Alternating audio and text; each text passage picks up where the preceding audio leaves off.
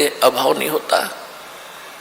तो नानक साहिब जी का प्रसंग चल रहा था कि नानक साहिब जी को जो पता चला कि वो संत यहाँ है कोई जो ये ज्ञान जानता है, तो इसका मतलब अवश्य भगवान कभी यहाँ आए होंगे, इनको ज्ञान देगे होंगे जैसे मुझे दिया है।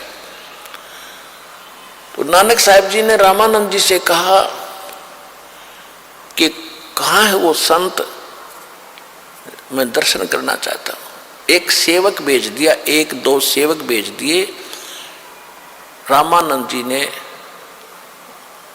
गुरु नानक देव जी के साथ कि जाओ इनको परमात्मा के से मिला कर लाओ। परमात्मा कबीर जी अपना कपड़ा बुन रहे थे बैठ के वहाँ खड्डी में, और नानक साहिब जी को जाके बताया कि ये है परमात्मा। अब वही स्वरूप, वही मूर्त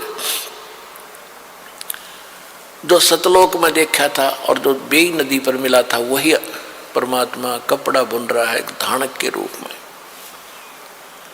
तो नानक साहिब जी देखते ही गद गद हो गए और क्या वाणी उच्चारण करते हैं कि तेरा एक नाम तारे संसार, तेरा नाम तारे संसार में ए हो आस ए हो आधार। भाई सूरत मुल्क की वेश ए ठगवाड़ा ठगी देश, ये खरा सियाणा बहुतावार। लोगों यो धानक रूप रहा करता, ये धानक रूप रहा करता, ये बैठा धानक चुलाहा, ये है भगवान, ये है भगवान। तो परमात्मा ने कहा कि बैठो महात्मा, बैठ जाओ। अब आपकी बात पर यहाँ कोई विश्वास नहीं करेगा, आप मंत्र लो, जाप करो। अभी इस नाम को किसी को बताना नहीं है, ये मेरा आशीर्वाद। और पहला नाम दिया, फिर सतनाम दिया, और कहीं फिर सार नाम भी दूंगा आपको।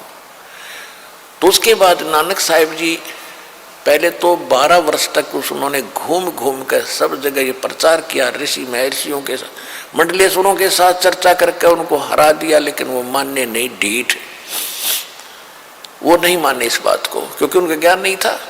फिर जब 12 वर्ष तक घूम लिए नानक साहिब जी घर छोड़ के, उसके बाद परमात्मा मिले और उनसे कहा कि आप अभी ना घूमो, आपका बहुत विरोध हो जाएगा, आप बैठ कर भक्ति करो और फिर मैं तुम्हें सार नाम दूंगा।